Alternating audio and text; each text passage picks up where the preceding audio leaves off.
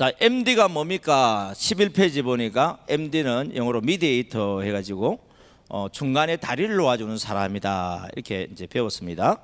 특별히 여기서 MD는 하나님과 사람 사이의 중간에 다리를 놓아주는 예수님을 이야기한다 그랬습니다. 여러분 12페이지에 보면 디모데전서 2장 4절부터 6절에 이런 말씀이 있습니다. 하나님은 어떤 사람이 구원받기를 원한다고요? 모든 사람이 구원받기를 원하고 또 뭐 하기를 원하죠? 진리에 이르기를 원한다 됐습니다. 그래서 이것을 하기 위해서 하실 일이 뭐냐? 하나님은 한 분이시요, 하나님과 사람 사이 뭐가 한 분이라고요? 중보자가 한 분이다. 이 중보자가 영어로 미디에이터입니다. 한 분이신데 누구라고 되어 있죠? 이제 사람이란 말이 이제 잘 나오죠, 그죠? 사람이신 그리스도 예수다. 왜 자꾸 사람을 이야기하냐면은 저와 여러분들이 이 십자가 사랑을 전달하기 위해서는 사람이 가야 됩니다. 영으로 가서는 우리가 알 수가 없어요. 그래서 특별히 이 사람은 어떤 사람이냐면은 죄를 지은 사람이 되어서는 안 됩니다. 죄가 없는 사람. 그러면 저와 여러분들은 어떻게 해야 됩니까? 예수 그리스도로 말미암아 죄에서 사함을 받은 사람, 예수님이 내 안에 계셔서 예수님이 나를 통해서 이 MD 사역을 감당하도록 하기 위해서 하신 건데, 그래서 우리는 뭐냐면은 MD 사역자다, 그렇게 이야기합니다. 그래서 우리 MD는 한 분밖에 없습니다. 유일하신 분. 하나님은 한 분이시요, 하나님과 사람 중보자는 한 분이다. 한 분이라는 것은 많은 사람 중에 한 사람이라는 얘기가 아니라 유일하다. 그래서 제가 이제 성경을 여러 책을 보게 되어지면서 이렇게 표현되는 것을 보게 되었습니다. 하나님께 이르게 하는 유일한 분이 계신데 그분이 사람이신 그리스도 예수다. 하나님은 한 분이시다. 요걸 딱 보니까요, 확 와닿더라고.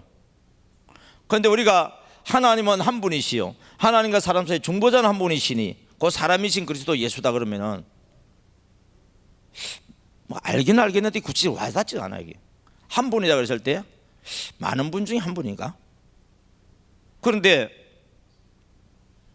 하나님께 이르게 하는 유일한 분이 계신데 그분이 사람이신 그리스도 예수다.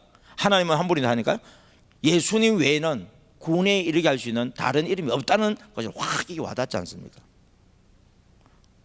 그래서 그 진리가 뭐냐라고 했을 때, 하나님은 모든 사람을 구원하기 위해서는 진리를 알아야 된다 그랬습니다. 그 진리가 뭐냐? 하나님은 한 분이시요, 하나님과 사람 사이 중보자가 한 분인데 하나님께로 인도할 수 있는 유일한 분이 계신데 그분이 누구라고요? 사람으로 오신 그리스도 예수다. 그가 기약에 이르러서 자기 몸을 대속물로 줌으로 인해서 그걸 완성한다. 이 디모데전서 2장 4절부터 6절에 있는 말씀입니다. 그래서 우리가 잘 알고 있는 것처럼 하나님은 사람을 만들 때 15페이지입니다. 하나님의 모양과 하나님의 형상대로 사람을 만드시고 복을 주셨습니다.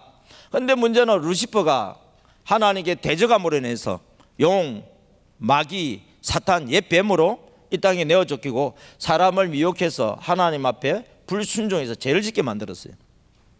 그 결과 그 제삭시 사망이 우리에게 왕노릇합니다. 그럼에도 불구하고 하나님께서 우리에게 영혼을 사모하는 마음을 주셔서 천국 가기를 애씁니다. 그런데 제 문제를 해결할 수 없기 때문에 지옥 갑니다. 그래서 하나님 우리를 불쌍히 여겨주셔서 예수님을 이 땅에 보내주셨습니다. 그때가 어떤 상태냐? 우리가 의인도 아니요 선인도 아니요 우리가 아직 죄인 되었을 때에 그리스도께서 우리를 위하여 죽으심으로 하나님께서 우리에게 대한 자기의 그 아가페 사랑을 확정해 주셨다 그랬습니다. 이 사랑을 이루도록 하기 위해서 그분은 사람으로 이 땅에 오셨습니다. 빌립보서 2장 5절에 보면 너희 안에 이 마음을 품으라 곧 그리스도 예수의 마음이니 그런 근본 본체가 하나님이다. 그러나 하나님과 동등됨이 여기지 아니하고 자기를 비어서 종의 행진 사람의 모양으로 나타나사 죽기까지 복종하셨으니 곧 십자가에서 죽으셨다. 왜 예수님이 십자가에서 죽어야 되느냐 하면 구약 시대의 이 죄 문제를 해결하기 위해서 출애굽기와 레위기에 보면은 그 제사함 속죄 제사에 대해서 나옵니다. 특별히 레위기 4장에 보게 되지면은 속죄 제사에 대해서 아주 자세히 나와 있습니다. 이스라엘 회중들이 하나님 앞에 죄를 지었을 때 속죄 받는 방법, 그 다음에 제사장이 죄를 지었을 때 속죄함을 받는 방법, 족장이 죄를 지었을 때 속죄함을 받는 방법, 일반 평민 개인이 죄를 지었을 때 속죄함을 받는 방법, 이런 것이 있는데 특별히 4장 32절에 보면 어린 양을 통해서 속죄함을 받는 이야기가 나옵니다. 보통 우리 일반인들은 나라고 하는 사람이 하나님께 가려고 하면 죄 문제 때문에 갈 수가 없죠. 그래서 이 죄 문제를 해결하기 위해서는 이 죄를 대신 담당하는 점도 없고 흠도 없는 1년 된 어린 양을 가지고 들어갑니다. 그리고 그 양에게 우리가 안수를 하게 되면 어린 양인 이 양이 우리의 죄를 대신 담당하게 되죠. 그래서 이 양은 피를 흘려서 죽습니다. 이때 피를 흘렸을 때 뭐냐면 내 죄를 대신해서 죽었기 때문에 이때 죽은 누구냐 것은 양이 아니라 죄인된 나라고 하는 사람이 죽은 것 같은 거예요. 그래서 이 나는 어떤 나냐? 용서받은 나예요. 용서받은 나이기 때문에 자녀의 관계를 회복된 나이기 때문에 하나님께 나갈 수 있는 길이 열려집니다. 그러나 이것은 완전한 제사가 아니고 1년에 한 번씩 드려야 되는 온전치 못한 제사죠. 그런데 하나님께서는 유대인뿐만 아니라 모든 사람을 구원하기를 원했습니다.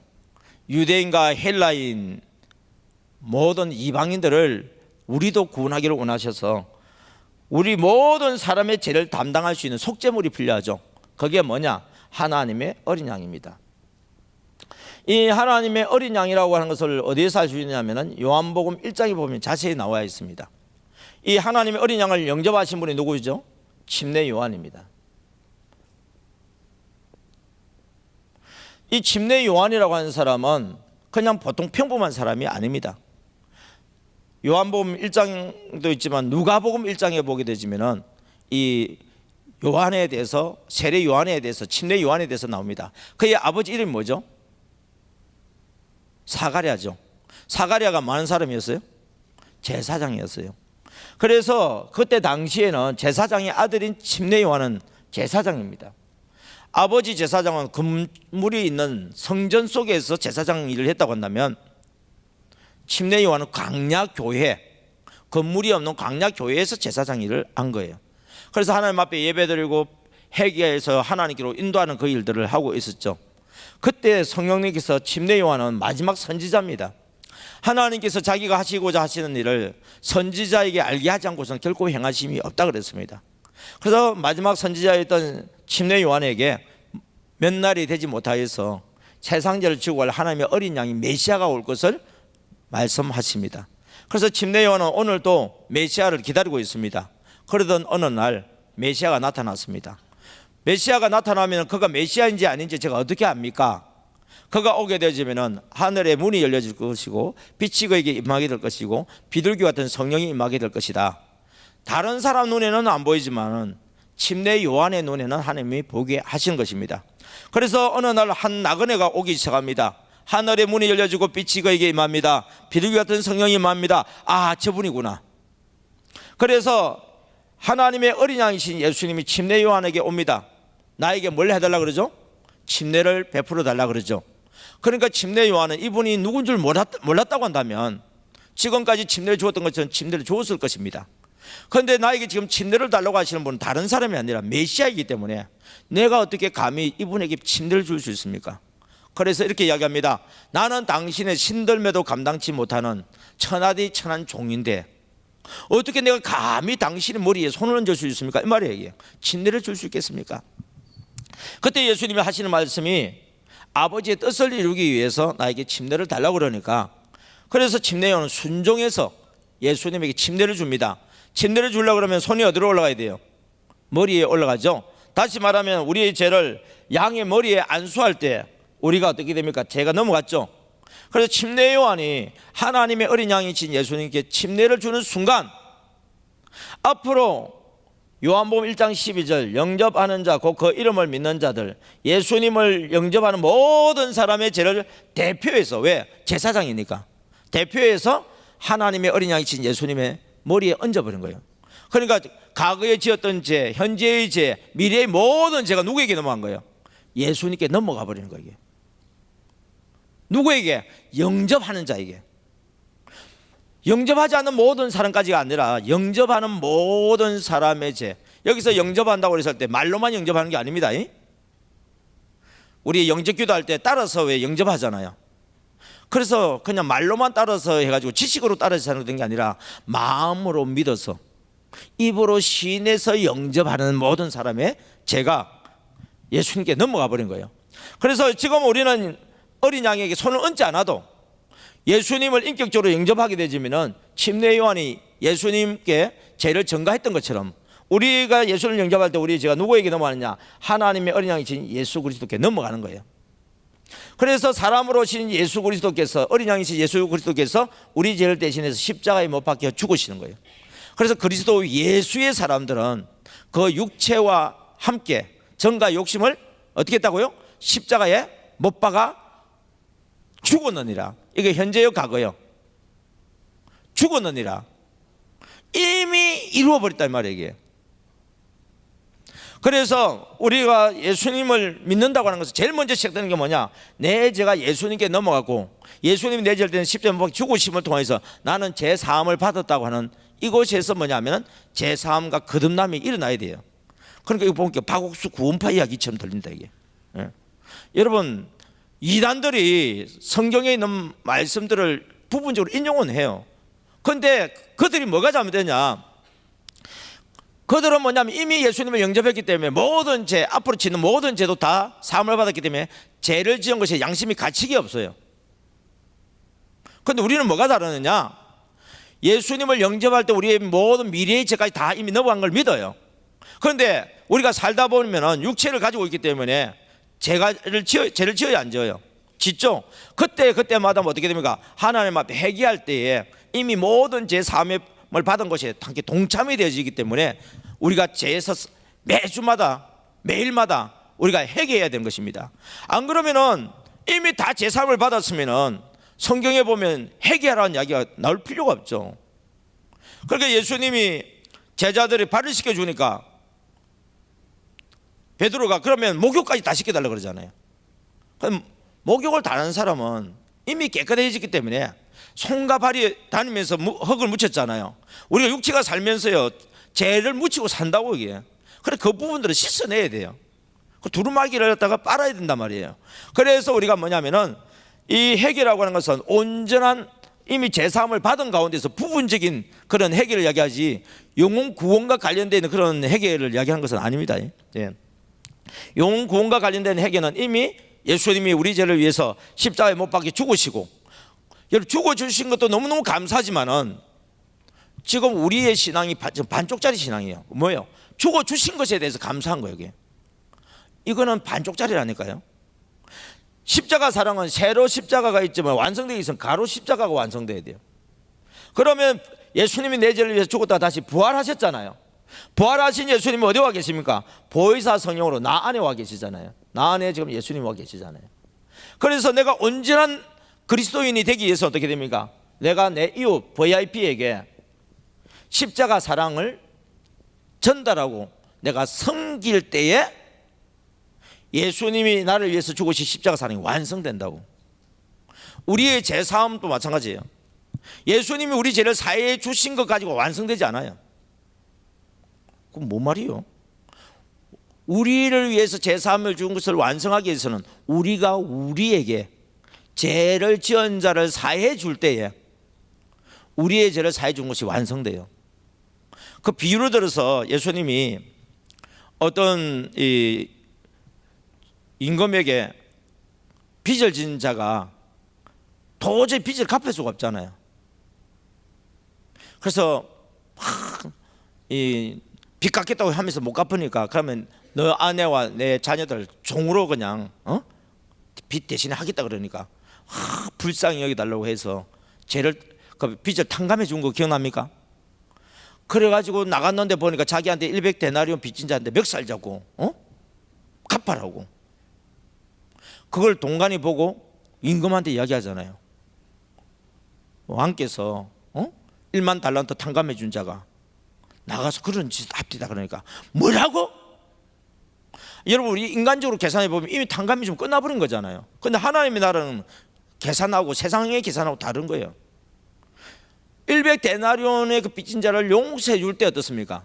1만 달란트도 온전히 용서를 받을 수 있는데 100데나리온 용서 안 해주는 바람에 어떻게 돼요? 다시 어떻습니까? 옥에 들어가는 일들이 생기죠. 이게 하늘나라의 계산법이단 말이에요. 십자가 사랑의 완성은 예수님이 내 죄를 대신해 십자가에 못 박혀 죽어준 것에 대해서 내가 믿음으로 받아들이고 감사한 것은 반쪽이요. 그러면 예수님이 우리를 이렇게 죄에서 속량하시고 우리 깨끗하게 하신 이유는 뭐냐? 우리로 하여금 선한 일에 열심히 하도록 하기 위해서. 선한 일은 뭐냐? 내 이웃을 내 몸과 같이 사랑한 거예요. 하나님이 나를 사랑해 준 것처럼. 그래서 요한복음 13장 34절에 보면 내가 너에게 새 계명을 주노니 뭐해라? 서로 사랑해라. 어떻게? 내가 너희를 십자가 사랑으로 사랑한 것처럼 너희도 서로 뭡니까? 십자가 사랑으로 사랑해라. 그래서 우리가 십자가 사랑했을 때 이게 첫 번째 MD 사역이 뭐다고요? 십자가 사랑으로 해라. 여러분, 십자가 사랑은 이제 설명을 하지 않아도 이제 알고 있죠. 십자가 사랑 첫째가 뭐예요? 죽음. 두 번째 희생. 세 번째 헌신. 네 번째 용서. 다섯 번째 양보. 여섯 번째 인내. 일곱 번째 칭찬. 한마디로 이야기하면 섬김. 마태복음 20장 28절에 보니까 인자가 온 것은 섬김을 받으러 온 것이 아니라 뭐하러 왔다? 섬기러 왔다. 자, 여러분들이 십자가를 진다 그랬을 때 어떤 때는요 죽음의 십자가를 져야 될 때가 있어요.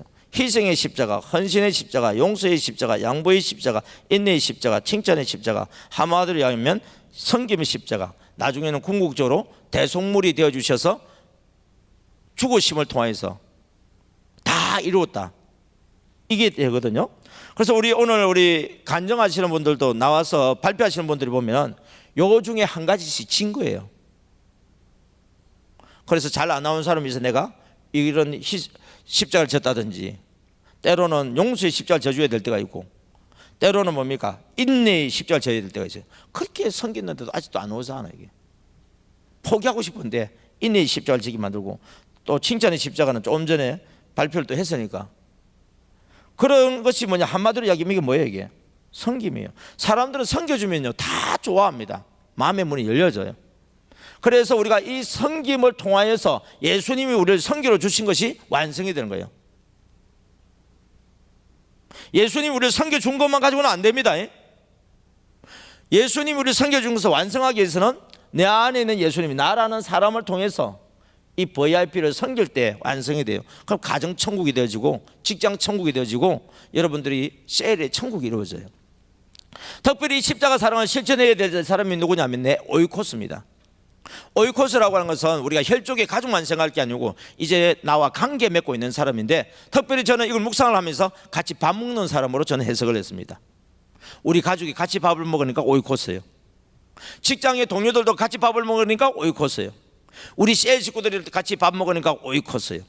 여러분들이 또 나름대로 뭐 동호회 모임을 가진다든지 뭐 개 모임을 가진다든지, 여러분들이 모임을 가진 그 공동체가 뭐냐면은 전에는 그냥 놀러 다니는 모임, 그냥 우리끼리 친목을 도모하는 모임 이렇게 생각했는데, 이제는 하나님께서 우리 전도하라고 이렇게 묶어주셨구나, 그렇게 생각하면은요 그분들을 대하는 게 훨씬 수월해져요. 전도해라 그랬으니까 너 예수 믿어야 된다, 너 교회 나와야 된다 이렇게 하지 말고 거기에서 내가 섬겨주라는 거예요. 그래서 믿는 자로서 본이 되어질 때에 전도는 잘 되게 되어 있습니다. 그 이야기가 오늘 우리 함께 나누어야 될 삼가인데요. 자, 이 십자가 사랑이 실천하기 쉽다 어렵다? 내가 하기는 어려워요. 그래서 누구의 도움을 받아야 되죠? 성령님의 도움을 받아야 된다. 성령의 감동. 그 성령의 감동을 통해서 하나님이 공급하는 힘을 받으려고 그러면 말씀을 가까이 하고 기도해야 되고, 또 여러분들이 간증문을 읽다 보면 대상자들이 또 생각나게 또 만들어 주십니다. 그러면은 이 사람들에게, 결국 생각난 사람에게 십자가 사랑을 실천해라는 이야기니까 우리는 뭐 해야 돼요? 적과 순종하는 거다. 순종하는 방법은 가만히 하든지 오만이 하든지 하면 됩니다. 가가 뭐죠? 가보자. 오라 그러면 오라 이렇게 하면 되겠죠. 그 다음에 만나보자. 이야기하자. 이야기를 하는데 여러분들 다른 사람들 내 이야기를 잘 들어주는 게 좋습니까? 내 이야기는 안 들어주고 말을 많이 하는 사람이 좋습니까? 내 이야기 잘 들어주는 사람이 좋죠. 그럼 거꾸로 이야기하면은 내가 말을 많이 할 때 상대방이 좋아하겠어요? 상대방의 이야기를 내가 잘 들어줄 때 좋아하겠어요? 그래서 우리는 뭐냐면은 이 가만히 전도할 때는 뭐냐, 잘 들어줘야 됩니다. 진정으로 들어줘야 됩니다. 진정으로 들어주다 보면요 위로해 줄 말, 격려해 줘야 될 말, 칭찬해 줘야 될 말, 이런 것들이 나오죠. 그러면서 우리가 더 나아가서 관계가 좋아진다고 한다면, 성령님께서 감동 주신다고 한다면 기도해 줘야 됩니다. 그래서 기도하는 4가지 방법 알죠? 13페이지에 보면 3번에 보면 신방 기도 제목 4가지 나오죠. 첫 번째가 뭡니까? 가족 건강과 안전을 위해서 기도해 주라. 두 번째는요, 만사 형통, 하는 일이 잘 되기 위해서 기도해 주라. 교회를 다녔던 사람 같으면 3번을 또 기도해 줘야 됩니다. 뭐죠? 예수 믿고 구원받게 하는 거. 그래서 온 가족들을 구원받게 해달라는 거. 그 다음에 4번째가 뭐예요? 각자 소원하고 기도하는 제목들 응답받게 해달라고 기도해 주면은 사람들이 뭐냐면 좋아합니다. 아까도 말씀을 드렸지만 사람들이 자기 말을 많이 하면 이 혼의 말이 나오기 때문에 사람이 오히려 그냥 이 영적으로 충만하지는 못해요. 그런데 우리가 기도해 주면은 영으로 채워주기 때문에 마음에 진정한 샬롬, 평강, 소망이 넘치기 때문에 만남이 기대가 되어지고 다음에 또 만나고 싶은 일이 일어나는 것입니다. 그리고 전도하든지 신방하든지 혼자 해라, 팀으로 해라. 이유가 뭐예요? 정착이 잘 되도록 하기 위해서. 정착된 사람은 왜 정착됐느냐? 결국 이 팀이 좋아서 정착된 거예요. 그러니까 자연스럽게 팀이 들어가겠죠. 그럼 소그룹에 들어가신단 말이에요. 그리고 같이 따라다니다 보면은 자연스럽게 뭐가 되느냐? 제자가 됩니다. 그래서 혼자 열심히 하시는 분들, 그것도 지금까지 잘 해오셨는데 더 잘할 수 있는 방법은 하나님 함께 할 수 있는 팀을 붙여주세요. 무조건 팀 되는 게 아닙니다. 부정적으로 말하는 사람은 팀을 하면 안 돼요. 예.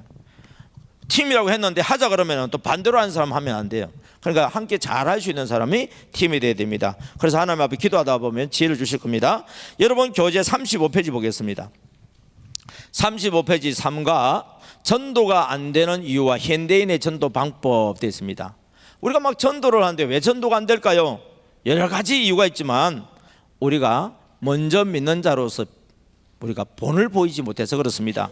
그래서 35쪽 아래쪽에 한번 전도는 읽어보겠습니다. 시작. 전도는 전하는 자의 모습이 온전하지 못하면 아무리 좋은 말로 전해도 그것은 단순한 지식의 전달로 끝나게 되고 도리어 전하는 복음에 대하여 무감각하게 하거나 해이하게 만드는 원인이 되게 한다는 뜻이었습니다. 결국 전도자의 좋은 본보기가 보이지 않으면 전도가 되지 않는 것입니다. 설령 전도되어 교회 등록하였다 할지라도 곧 실망하고 돌아서게 됩니다. 그래서 전도란, 시작. 전도란 내가 먼저, 페이지가 달라요? 아이고 죄송해요. 어우. 여러분 삼가 거기에서 전도가 안 되는 이유가 몇 페이지 있어요? 36페이지 있습니까? 전도가 안 되는 이유 몇 페이지예요? 그래요. 죄송합니다. 이게 지금 제가 좀 착각하고 다른 책을 좀, 교재는 똑같은 교재인데 이게 1년에 이게 좀, 아유 목사님 감사합니다. 예.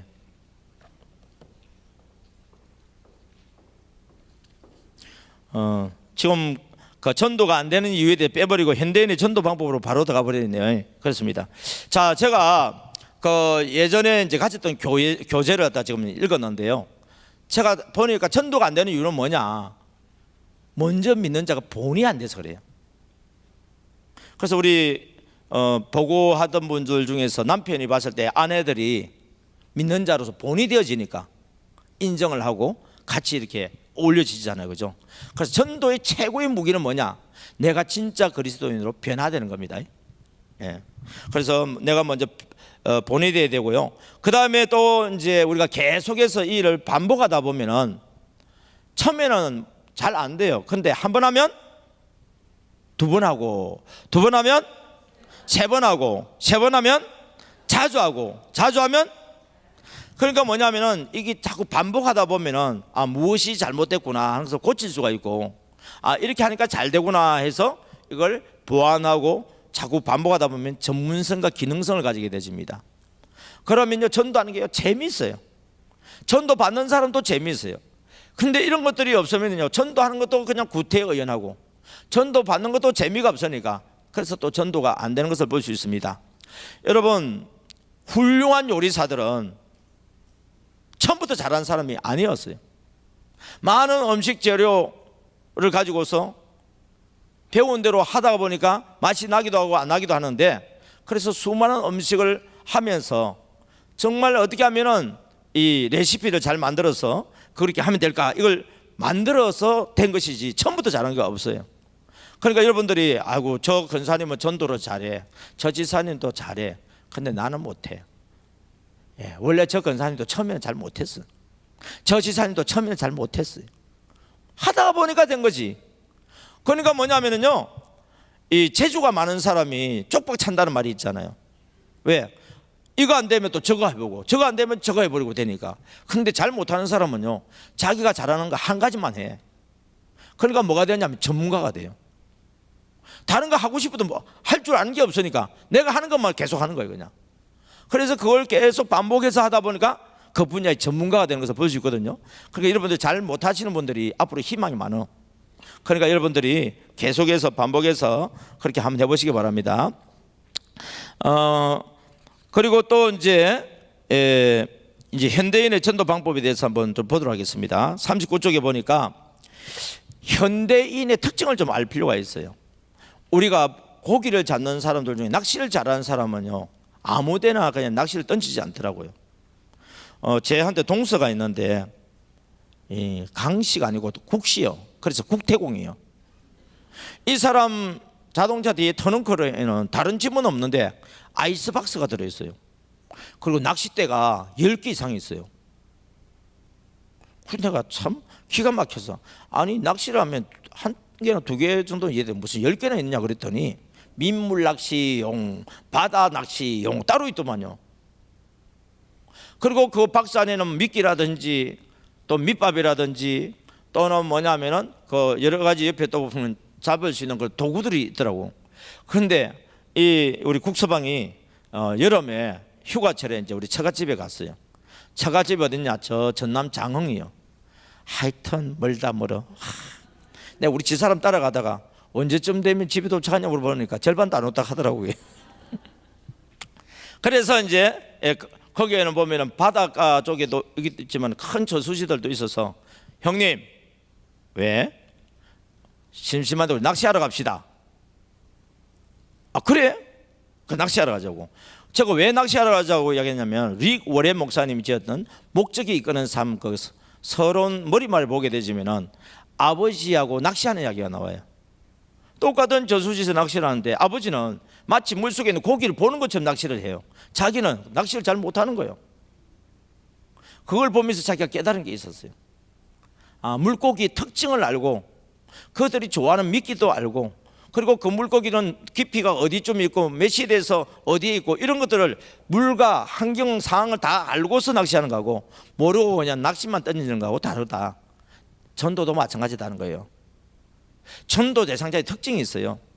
그러면 예를 들어서 우리 잠실에서 있는 우리 전도 대상자들하고 저기 빈민촌에 있는 사람 전도 대상자하고 같아요? 빈민촌에 있는 사람도 전도하듯이 여기서 해가지고 될 일이 아니에요. 여기서 하는 전도 방법 같다 저 빈민촌에 가서 해가지고 될 일이 아니에요.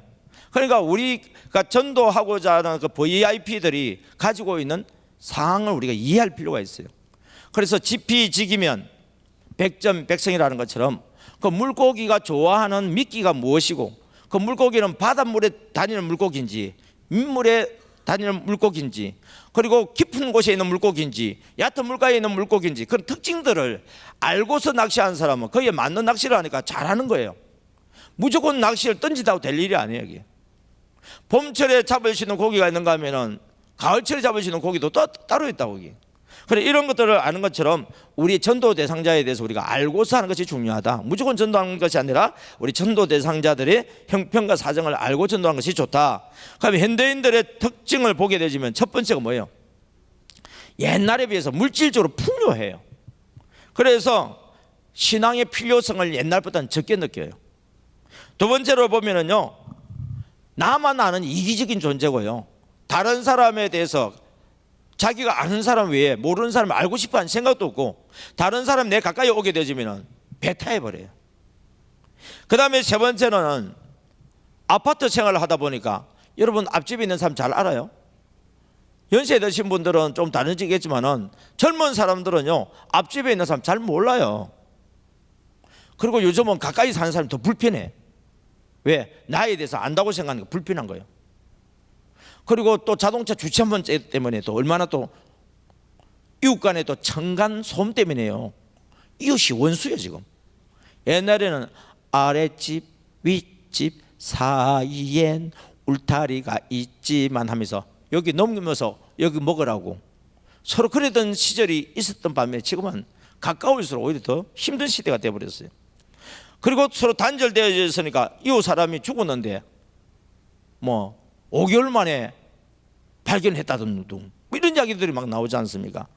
그러니까 사람들이요 뭔가 내 영적으로 부족한 걸 채워야 되니까 유희적인 거, 쾌락적인 걸 추구하면서 사람들이 좀 시대적으로 더 많이 타락해 가는 것을 볼 수 있습니다.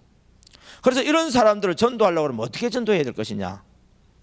여러분, 그래서 두 번째로 보면 이론적인 전도 가지고 안 돼요. 뭐냐면은 관계적인 전도로 들어가야 된다. 그래서 관계도 여러분 한번 보세요. 옆집에 있는 사람이 가까운 사람이요 아니면은 20분 이상 떨어져 있어도 잘 아는 사람이 가까운 사람이요. 여러분 이 거리의 문제가 아니라 내가 관계적으로 잘 아는 사람이 가까운 사람이에요. 옆집에 살아도 얼굴 한번 보지 않고 봐도 그냥 형식적으로만 인사하고 이거는 가까운 사람이 아니에요. 그래서 이제는 잘 모르는 사람들한테 이론적으로 접근하면요 특별히 우리나라는 국민의 절반 이상이 요즘 젊은 세대는 다 대학 나왔어요. 그래서 다 대학을 나왔기 때문에 다 선생들이요. 우리가 뭘 가르쳐 주면은요 배우기 싫어해요. 근데 자기가 말하는 건 좋아해요. 듣는 거는 싫어하고 말하는 건 좋아해요. 지금 시대가 그렇게 되어져 있어요. 그래서 우리는 전도는 뭐냐면은 관계가 잘 맺어질 때까지 잘 들어주고 그리고 마음의 문이 열려지면은 이제 복음을 전하는데 그걸 할 수 있는 방법 중에 하나가 뭐냐? 삼고를 잘해야 된다. 삼고는 여러분 지금 책이 있는데 옆에 빈칸이 있죠? 왜 빈칸이 있죠? 쓰라고. 그렇구나. 삼고 첫 번째가 뭐죠? 맛있고 좀 미인 대칭하면서 미소 짓고 인사할 수 있는 사이, 대화를 나누고 들어주고 칭찬해 줄 수 있는 사이 정도 되어지면은 맛있고를 하세요. 그래서 우리 CL에서 지금 팀 전도할 때 보면은 같이 저녁 식사하기로 했습니다. 같이 놀러 가서 식사하기로 했습니다. 맛있고 재밌고 한다는 얘기잖아요. 요게 되어져야 이제 복음이 들어갈 수 있습니다. 그래서 두 번째가 무슨 고등학교? 재미있고, 세 번째 은혜스럽고, 그리고 미인 대칭 합시다. 미는 미소 짓고, 인은 인사하고, 대는 대화하는데 주로 뭐하고? 들어주고, 칭은요 칭찬해 주는 사람. 칭찬이요 놀라운 거예요 이게. 그래서 여러분들은 칭찬할 거리가 생기면은요 미루지 말고 바로 해주세요. 그러면 그 칭찬이요 나중에는 막 눈덩이가 커지듯이 어떤 일이 벌어질지 몰라요. 칭찬 한마디 해준 것이 가까워지게 되고 식사하게 되어지고 그리고 서로의 사정을 알게 되어지고 복음을 전하게 되어지고 그 사람을 통해 수많은 사람들을 전도할 수 있는 길이 열려지는 것을 볼 수 있습니다. 그 다음에 여러분들 40페이지로 이제 넘어가면은요 사도 바울이 무슨 전도를 했다고 되어 있죠? 아래쪽에 보니까 사도 바울도 복음을 전할 때 눈높이 전도했다. 그러니까 뭐냐면 지피지기면 백성이 됐을 때 눈높이를 해라 그 말이에요. 그러니까 우리 비민촌의 눈높이, 여기 예를 들면 우리 잠실의 눈높이, 그 우리 살고 있는 지역의 눈높이, 그런 것들을 맞추어서 할 때, 그래서 사도 바울은 이렇게 얘기하잖아요. 내가 모든 사람에게, 시작, 내가 모든 사람에게 자유로우나 스스로 모든 사람에게 종이 된 것은 더 많은 사람을 얻고자 함이라. 유대인들에게 내가 유대인들과 같이 된 것은 유대인들을 얻고자 함이요, 율법 아래에 있는 자들에게는 내가 율법 아래에 있지 아니하나 율법 아래에 있는 자와 같이 된 것은 율법 아래에 있는 자들을 얻고자 함이요, 율법 얻는 자에게는 내가 하나님께는 율법 없는 자가 아니요 도리어 그리스도의 율법 아래에 있는 자이나 율법 얻는 자와 같이 된 것은 율법 없는 자를 얻고자 함이라. 약한 자들에게 내가 약한 자와 같이 된 것은 약한 자들을 얻고자 하며 내가 여러 사람에게 여러 모습이 된 것은 아무쪼록 몇 사람이라도 구원하고자 함이니 내가 복음을 위하여 모든 것을 행함은 복음에 참여하고자 함이라. 할렐루야. 그러니까 여러분들이요, 내 중심으로 전도하지 말고 상대방 중심적인 전도를 하면은 그들의 필요를 채워주면요 도망가지 않습니다. 오히려 기다리고 있습니다. 함께하는 걸 좋아합니다. 자기를 이해해 준다고 좋아하고 자기를 섬겨주셔서 감사하고, 그래서 사랑을 받은 사람은요 사랑을 또 하게 돼 있어요. 그래서 우리가 대접을 받으려고 그러면 어떻게 해라? 먼저 대접을 하라. 사랑을 받고 싶으면 어떻게 해라? 먼저 사랑하라. 인사 받고 싶으면, 우리 애들한테 인사 받고 싶죠. 근데 요즘 애들이 인사를 안 해요, 그죠? 그럼 먼저 여러분들이 얘야 잘 지냈니? 애들 보고 안녕하십니까 이렇게 인사하실 필요는 없고, 얘들아 잘 지냈니? 아유 우리 아들, 내 아들이 아니라도 아이고 우리 아들 멋지다. 앞으로 큰 일꾼 되겠어. 그러면 애들이 그 얘기를 착각으로 듣고요 앞으로 큰 인물인 줄 알고 큰 인물 되기 위해서 준비하다 보니까 큰 인물 돼요. 그게.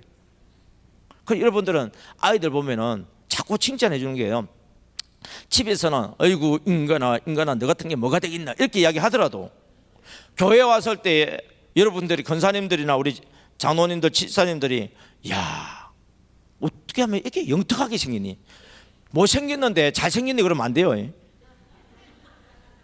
못생겨도요 영특하게 생겼잖아요. 그런 기준이 없어요. 야 너는 보니까 영특하게 생겨서 앞으로 뭘 해도 하겠다, 큰 힘을 되겠다. 애가 열등감에 빠져 있다가 그 말 한마디에 의지하고 앞으로 위대한 인물이 될 수 있습니다.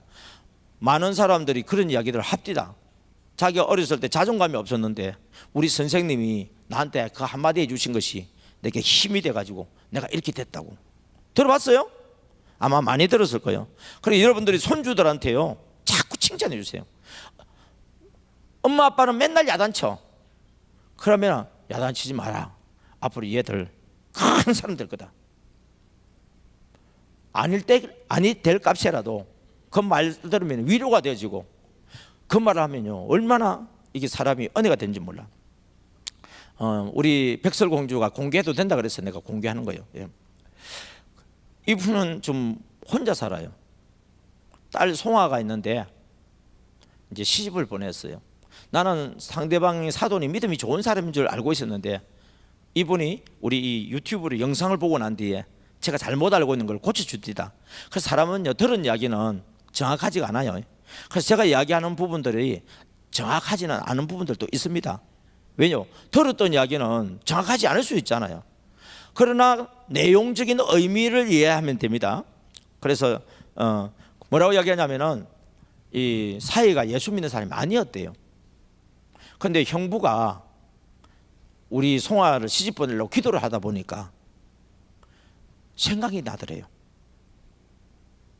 기도하다가 하나님 마음을 주셔서 성령 감동받은 거예요.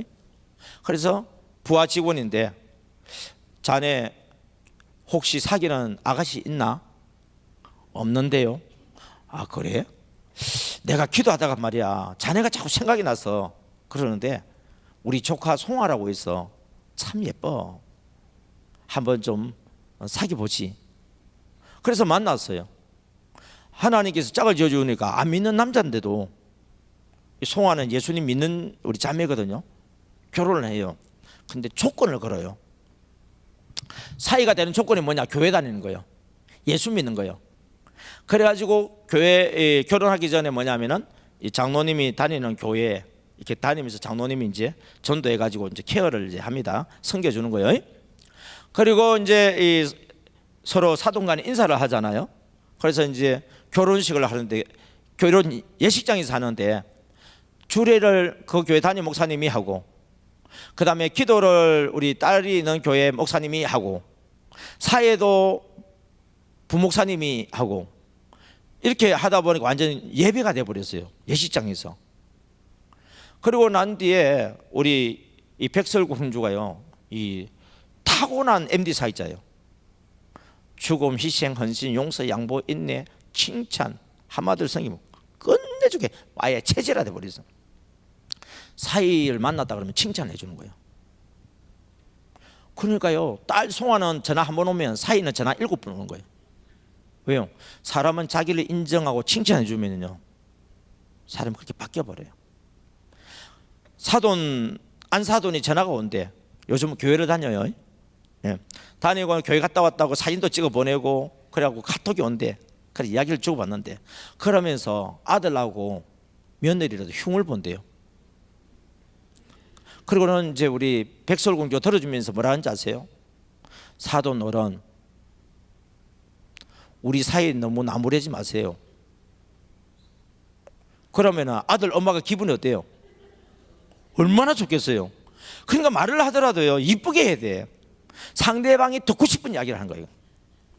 아 그래요, 뭐 사이가 못됐네, 우리 딸도 못됐고, 그렇게 해주면, 그렇게 이야기하면 상대방이 자기 마음을 알아준다고 이해해 줄 것처럼 보이죠. 안 그래요. 아이고 사돈은 많이 속상하겠어요. 그래도 우리 사이 너무 그렇게 꾸짖지 마세요. 우리 사이 너무 책망하지 마세요.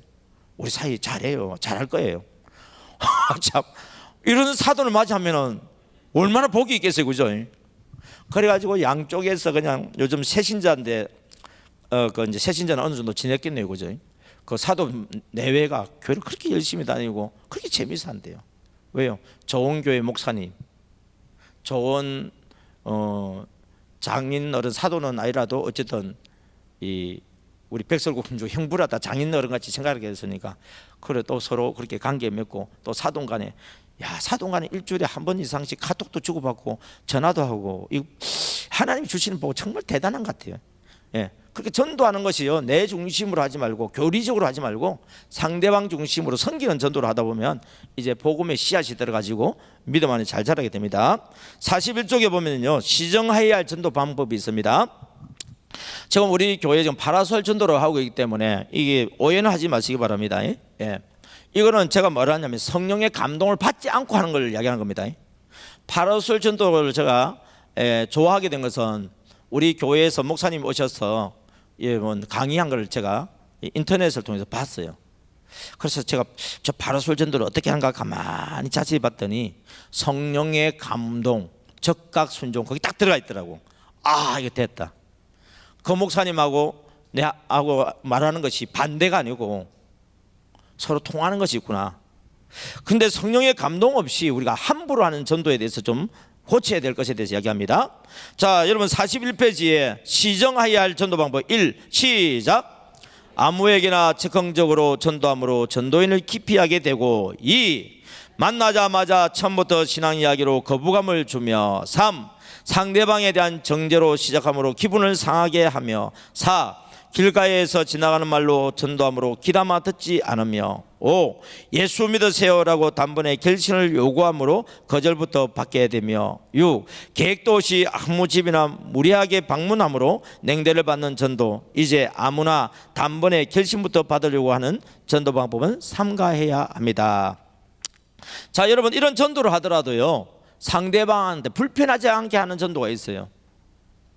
그냥 예수 믿으세요라기보다는 하늘 비전교회에서 나왔습니다, 좋은 시간 되세요 하고 주는 거하고, 그냥 예수 믿으세요, 교회 다녀야 됩니다, 이런 거하고는 또 다르죠, 그죠? 그리고 이제 요즘 우리 가만히 이 노방 전도하는 사람들을 보니까요, 개인적으로 보니까 그 왜 수세미 같이 왜 뜨개질을 하는 게 있더라고요. 그걸 개인적으로 많이 만들어 가지고 전도지하고 함께 주더라고요. 예. 하늘 비전교회에서 나왔습니다 그러면 일단 사람들 요즘 별로 안 좋아해. 그런데 이 선물 받으시고 잘 사용하세요 이렇게 하다든지 행복하세요 한다든지 전도하지 않는 것처럼 전도를 하게 되시면 상대방이 그렇게 거부 반응을 잘 안 느낍니다. 그래서 그것도 한 번 하면, 두 번 하면, 세 번 하면, 자주 하면 잘 하게 됩니다. 이제 전도인은 길가에서 아무에게나 복음을 전가하는 빠른 전도보다 주변의 전도 대상자를 찾아서 꾸준하게 관계를 맺어 전도하기 좋은 분위기를 만들고 차분하게 앉아서 복음을 전하는 천천히 전도를 하여야 합니다. 나머지는 쭉 한번 읽어봐 주시기 바랍니다. 그 다음에 42페이지 보면 국민소득이 증가하는 것에 따라 농사 짓는 방법이 다른 것처럼 이제 전도 방법도 이 시대에 맞는 전도 방법을 계속 발굴해야 됩니다. 그 다음에 5번, 전도하려면 뭐라고요? 생각이 바뀌어야 됩니다. 보통 보면 우리 요새 전도 어려워요. 안 돼요. 그래요. 내가 하니까 안 되죠. 그러나 성령님이 하시면 어떻게 돼요? 되겠죠. 그래서 할 수 있는 거예요. 나도 한번 전도해보자 하고 적극적인 생각을 가져야 합니다. 그래서 전도는 쉽다, 나도 할 수 있다, 이런 긍정적이고 적극적인 생각을 갖고 일단 한번 시작해 보세요. 그래서 하시다 보면 처음부터 잘 안 돼요. 그런데 하나님께서 내게 맞는 전도 방법을 주셔서, 그리고 그것을 혼자 하지 말고 팀으로 하게 되지 해라. 이유는 정착 때문에 그렇습니다. 전도에서 교회를 오게 하는 것은 나 혼자라도 잘할 수 있는 사람 잘할 수 있는데, 오신 분들이 잘 정착되게 하기 위해서는 뭐냐면 함께 도와줄 수 있는 팀이 있어야 됩니다. 그 다음에 43쪽에 보면 전도가 생활 속에 습관이 되어야 됩니다. 전도는 행사가 아니고요, 하나의 삶이요, 습관이 되어야 됩니다. 그 다음에 넘겨서 보면 마지막으로 44페이지에 전도인이 갖춰야 될 생활 속에 습관들이 있습니다. 자, 어떻게 습관을 가져야 되느냐? 여러분들이 주님이 내 안에 계시고 예수님이 나를 전도하러 온 것처럼 예수님이 나를 통해서 다른 사람 전도하기를 원한다는 그 마음을 가진다고 한다면, 1. 시작. 모든 일을 전도로 결부짓는 생각 습관을 가져야 됩니다. 생각 습관을 가져야 돼요. 몸의 습관이 아니고 일단 생각 습관을 가져야 돼요. 모든 일을 할 때 뭐로 결부짓는다고요? 전도로 결부짓는 거예요. 그럼 전도해야 되겠다 싶으면은 내가 처음부터 예수 믿으라 교회 나오라 얘기 안 하겠죠. 좋은 관계에 맺어 들어가려고 하겠죠. 뭐 하기 위해서요? 전도하기 위해서. 그래서 2번 보겠습니다. 시작. 불신자를 만나면 어떻게 전도할까 기회를 찾는 습관. 무조건 전도하는 게 아니라 기회가 있어요. 찾다 보면 보여요. 여기에. 세 번째는요, 누구를 만나든지 친절히 인사하는 습관. 여러분, 인사를 잘하면은요 더 마음이 가까워지고 관계가 빨리 맺어지겠죠. 그 다음에 4번 시작. 전도를 위하여 먼저 상냥하게 말을 붙이는 습관. 인사를 몇 번 하다 보면 안면이 있잖아요. 말이라도 안녕하세요 이렇게 할 수 있고, 건강하세요, 행복하세요 이렇게 얘기할 수 있잖아요. 그러다 보면 어떤 때는 조금 더 이야기가 길어질 수 있으면 어디 갔다 오시나 봐요. 고향에 갔다 오시나 봐요. 고향이 어디세요? 아이고 무거운데 내가 좀 덜어드릴게요. 상대방이 필요를 채워주다 보면은요, 이제는 몇 동 몇 호인지 알 수 있어요.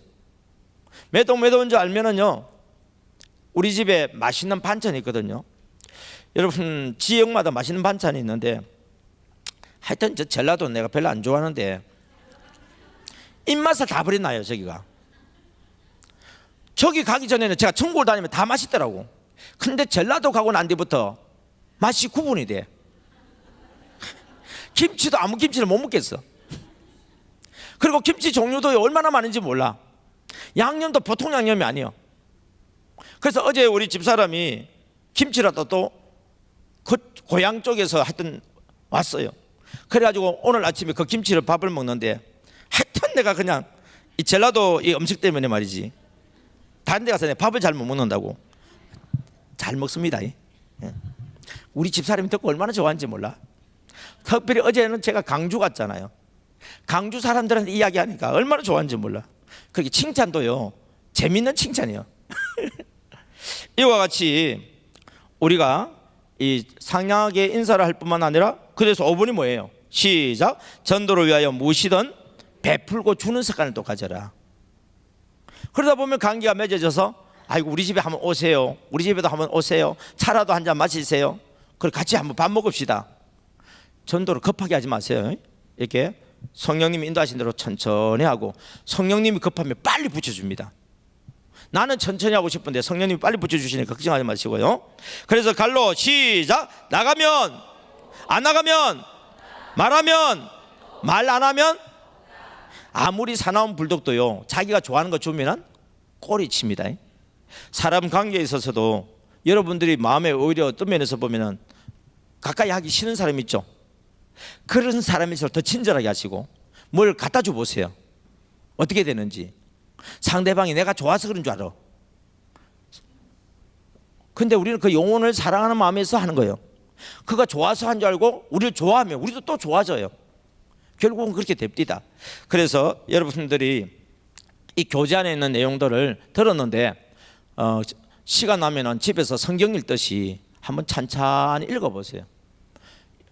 간증문도 읽으시고 교재도 읽다 보면 나도 모르는 사이에 조금씩 변화되어지고 나도 모르는 사이에 움직이고 있습니다. 제일 좋은 거는 뭐냐? 나도 모르는 사이. 이게 좋은 거예요. 나도 모르는 사이에 전도하고 있고 나도 모르는 사이에 다른 사람이 자꾸 섬기고 있고 그러다 보니까 내가 먼저 변하는 복이 있잖아요. 그러니까 사람이 붙는 복, 재정의 기름 부으심의 복, 그래서 기도 응답의 복이 임한 줄 믿습니다.